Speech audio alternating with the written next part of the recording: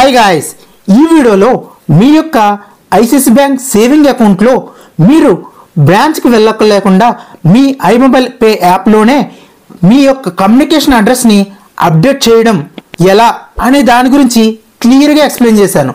So guys, వీడియోని skip చేయకుండా చివరి వరకు చూడండి. ఐసిఐసిఐ బ్యాంక్ యాప్ ఓపెన్ చేయగానే ఫస్ట్ డాష్ బోర్డ్లో మీ అని బాటంలో ఉంటుంది, దాన్ని సెలెక్ట్ చేయండి. నెక్స్ట్ పేజ్లో పర్సనల్ అకౌంట్ డీటెయిల్స్ క్లిక్ చేయండి.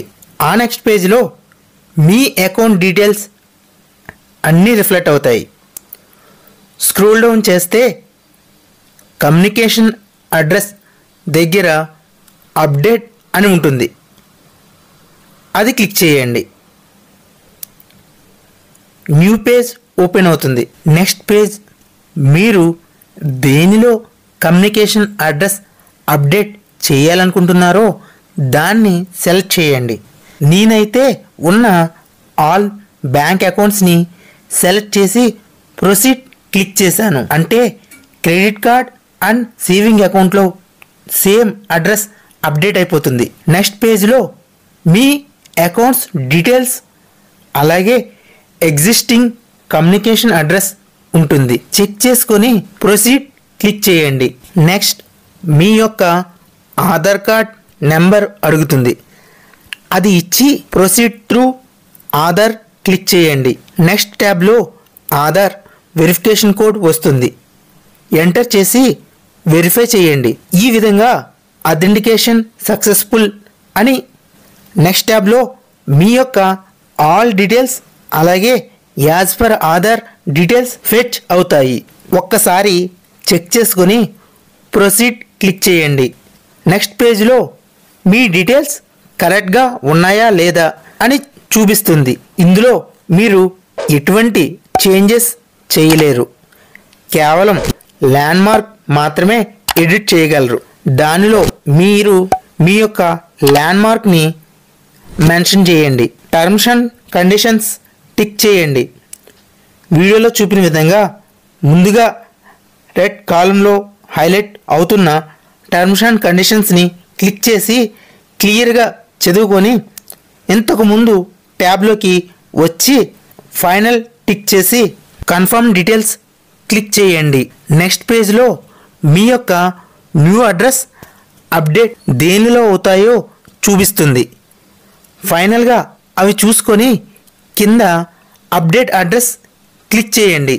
ఈ విధంగా సక్సెస్ అని ఇలా వచ్చి ఎస్ఆర్ కూడా రైజ్ అవుతుంది. ఈ ఎస్ఆర్ నెంబర్ ద్వారా మీ రిక్వెస్ట్ని ట్రాక్ చేయవచ్చు.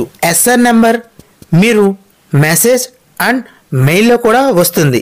ఎస్ఆర్ రైజ్ చేసిన 10 మినిట్స్లోనే ఇలా మెసేజ్ వచ్చింది, మీ డాక్యుమెంట్స్ యాక్సెప్ట్ అయ్యాయి, అలాగే మీరు వితిన్ 1 డేలో మీ అకౌంట్లో ఈ డీటెయిల్స్ అప్డేట్ అవుతాయి అని మీకు మెసేజ్ కూడా వస్తుంది.